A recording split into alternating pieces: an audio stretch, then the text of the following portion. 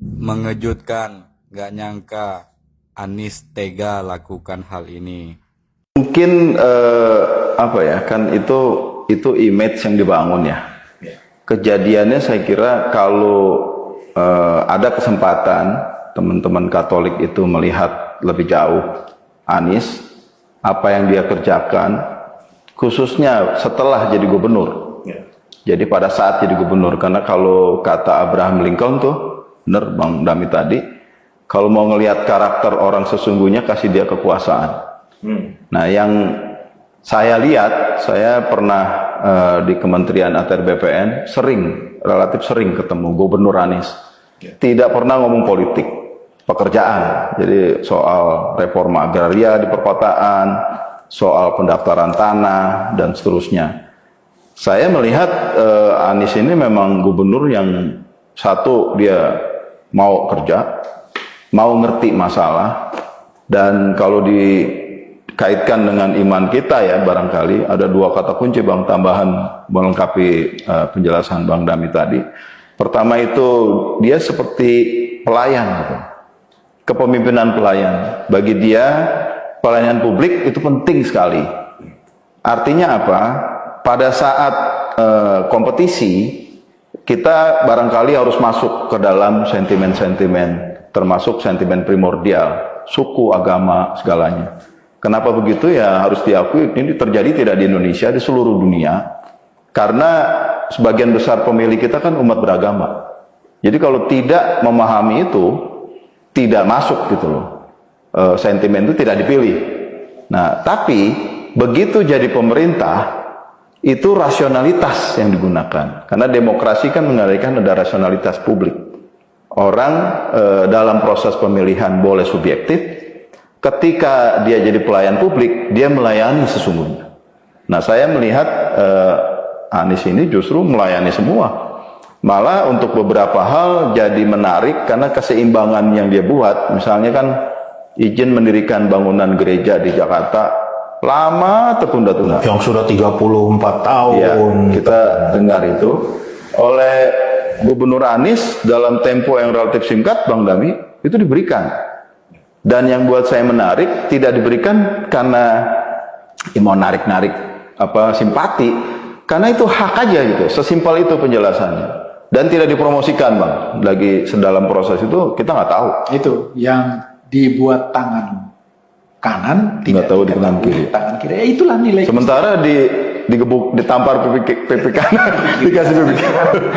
Itu barangkali buat saya penting ya, bahwa kepemimpinan pelayan, khususnya pelayanan publik, dia tunjukkan. Kita nggak klaim Anies ini sebagai seorang Kristiani, tapi perilakunya kok nyambung. Betul tadi Bang Dan.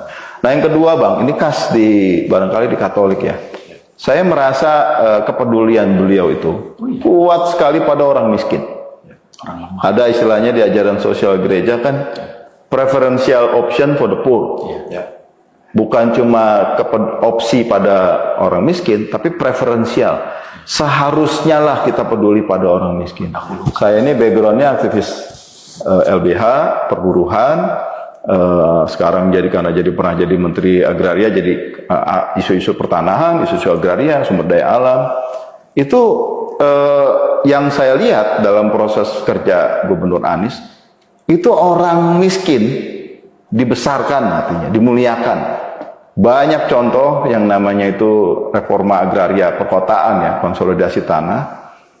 Kita lihat rusun yang dulu mereka digusur dari pinggir kali, dari danau, ditempatkan dalam rusun. Itu kan proses yang sebetulnya menyakitkan buat rakyat.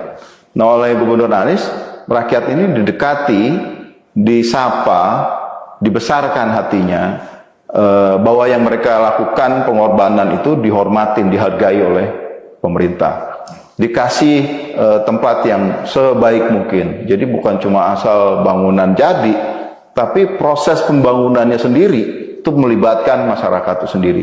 Contoh yang saya lihat langsung itu di Kampung Bayam, rusun yang pas di sebelah JIS Jakarta International Stadium tuh Mas Indra. Itu pas sebelahan, jadi cuman kelihatan itu JIS dari rusun itu, cuma berbatas pagar. Rakyat dalam proses itu mereka kan petani bayam. Waktu relokasi kan digusur nih. relokasi, tetap dikasih lahan untuk nanam bayam sesuai profesinya.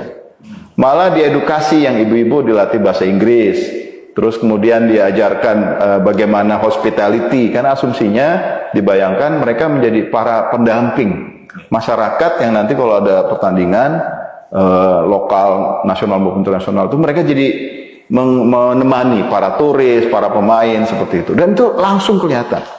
Sayangnya harusnya serah kunci udah keburu demisioner. Jadi sampai sekarang kuncinya belum dapat. Oh gitu ya. Mereka masih tinggal di luar rusun, ada yang di pintu gerbang, ada yang di dalam komplek, dan udah mulai merawat itu tempat, kembali ke petani bayam, dia mulai nanam-nanam, tapi dia jagain banget. Cuma nggak bisa ke ruangannya, nggak bisa ke rumahnya yang sudah harusnya diserahkan itu. Nah buat saya kepedulian pada orang miskin ini penting, karena pembangunan selalu ada korban, Mas Indra. Pasti ada korban. Nah, masyarakat yang berkorban untuk pembangunan kita semua yang katanya 5%, 6% ini kan, ini mau diapain gitu? Apakah sekadar diberikan ganti rugi, selesai? Jangan lupa loh, masyarakat tidak cuma mikir soal uang. Dia ada tradisi, ada sosial, ada budaya yang juga dikorbankan dia dan tidak bisa dinilai oleh uang. Ini teman-teman dari Flores paham yang saya bilang, karena adat kuat. Dan saya berharap kalau Anies bisa jadi presiden ya, dia akan lakukan, dan rasanya akan dia lakukan tanpa ragu-ragu, tanpa sungkan, ya karena memang dia mempercayai itu. Dia percaya preferential option for the poor itu penting di dalam pekerjaan, dikombinasikan dengan pelayanan publik yang benar, yang adil, tidak diskriminatif. Dan juga kalau ada ketidakseimbangan dia kasih keseimbangan, dan paling penting itu semua ya manusia. Bukankah itu yang kita diajarin selama ini, paling tidak dalam iman yang saya percaya. Memang luar biasa Anies sampai lakukan hal ini.